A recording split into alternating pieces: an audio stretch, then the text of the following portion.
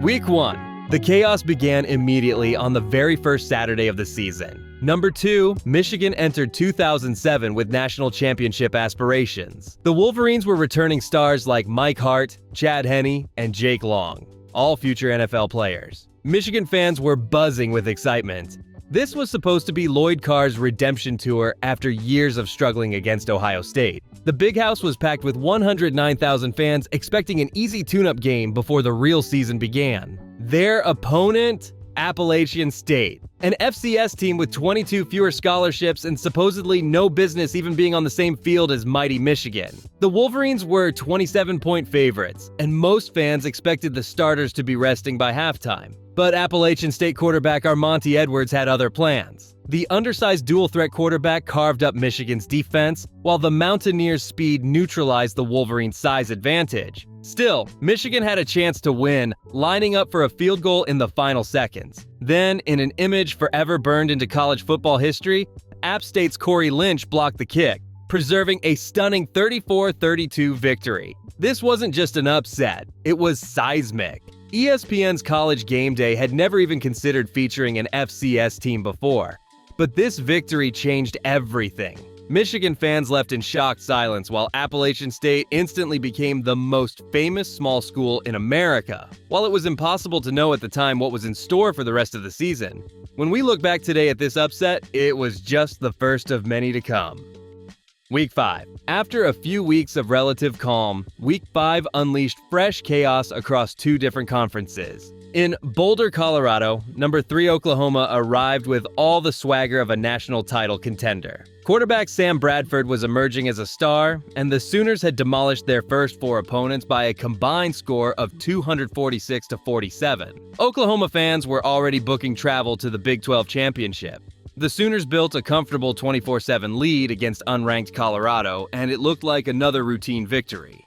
Then, inexplicably, everything fell apart. Colorado, a team that had gone 2-10 the previous season, mounted an improbable comeback in front of their increasingly frenzied home crowd. The Buffaloes scored 20 unanswered points, including a game-winning 45-yard field goal by Kevin Eberhardt with just seconds remaining. The 27-24 final sent Oklahoma fans into despair and ignited wild celebrations in Boulder, where students rushed the field and tore down the goalposts. That same day in Gainesville, defending national champion Florida was feeling confident. The Gators were led by Tim Tebow, who was in the middle of his Heisman Trophy winning campaign. The Swamp was its usual intimidating self, and Florida fans expected to roll past an Auburn team that had already lost twice. But Auburn coach Tommy Tuberville had a perfect game plan to contain Tebow. The Tigers controlled the clock, limited Florida's possessions, and kept the game tight into the fourth quarter. With the score tied at 17, Auburn's Wes Byram nailed a 43-yard field goal as time expired. The 20-17 Auburn victory silenced the Swamp and put the entire SEC on notice. Just like that, 2 top 4 teams were eliminated in a single afternoon, and the season of chaos was officially underway.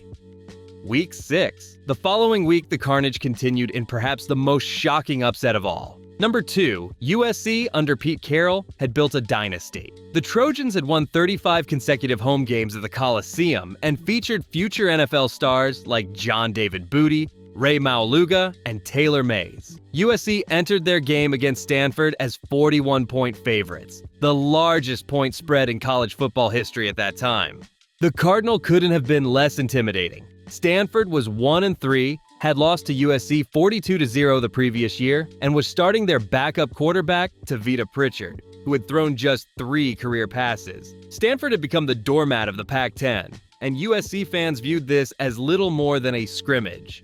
But in the fourth quarter, the unthinkable began to unfold. With USC leading 23-17, Booty threw his 4th interception of the night, giving Stanford life. Pritchard, showing remarkable poise, led the Cardinal on a dramatic drive that culminated on 4th and goal from the 10-yard line. With 49 seconds left, Pritchard connected with Mark Bradford for a touchdown, giving Stanford a 24-23 lead they wouldn't relinquish. The Coliseum fell silent as the final seconds ticked away. USC's 35-game home-winning streak was over, and Stanford had pulled off what many consider the greatest point spread upset in college football history. Cardinal fans, what few had made the trip, celebrated wildly, while USC fans stood in disbelief, their national title hopes severely damaged. Meanwhile, number 4 Florida suffered their second straight loss, falling to number 1 LSU 28-24 in a thriller at Death Valley. The Tigers, coached by Les Miles, converted on all 5 fourth-down attempts, including Jacob Hester's game-winning touchdown with just over a minute remaining. LSU fans stormed the field as their team solidified its number 1 ranking, while Florida was left to wonder how their season had unraveled so quickly. Week 7. Just when it seemed things couldn't get crazier, both number 1 and number 2 went down in the same week, something that hadn't happened since 1996. LSU, fresh off their emotional win over Florida, traveled to Kentucky as the new number 1 team. The Tigers had emerged as the clear title favorite, with a dominant defense and a flair for dramatic victories. But Kentucky's Commonwealth Stadium was electric that day. The Wildcats, led by quarterback Andre Woodson, were experiencing their best season in decades, and their fans sensed something special was possible. The game lived up to the hype, with both teams trading blows through 4 quarters. Tied at 27, the game went to overtime, then a second overtime, and finally a third. In that third extra period, Kentucky's Woodson connected with Steve Johnson for a 7-yard touchdown. After a missed extra point, the Kentucky defense held LSU on downs to secure the 43-37 victory. Kentucky fans poured onto the field, tore down the goalposts, and carried them through Lexington in delirious celebration. LSU's players trudged off the field, their perfect season shattered.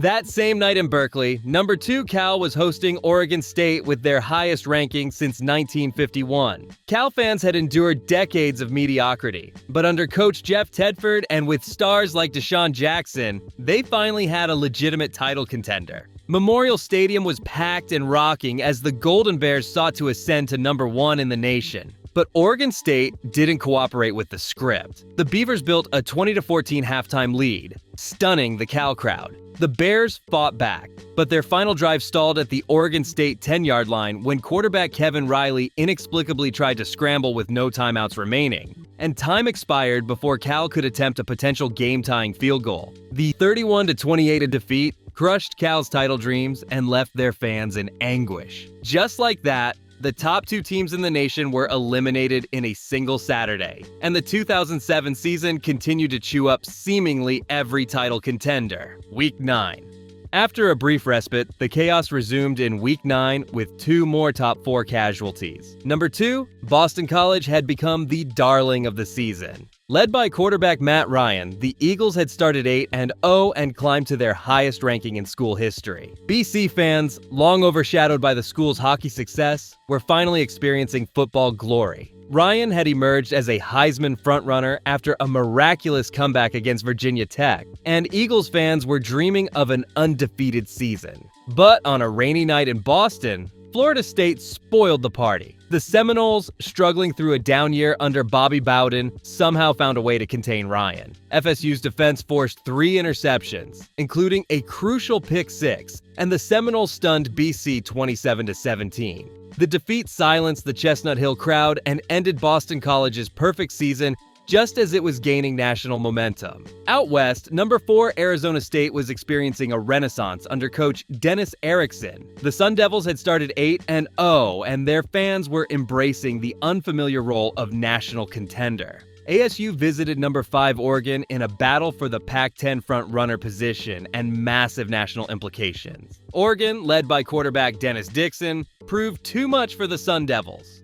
The Ducks' spread offense carved up ASU's defense, and Oregon pulled away for a 35-23 victory. Autzen Stadium, which had been rocking at kickoff, never let up as Oregon asserted its dominance. Arizona State's dream season took a major hit, while Oregon positioned themselves for a potential national title run.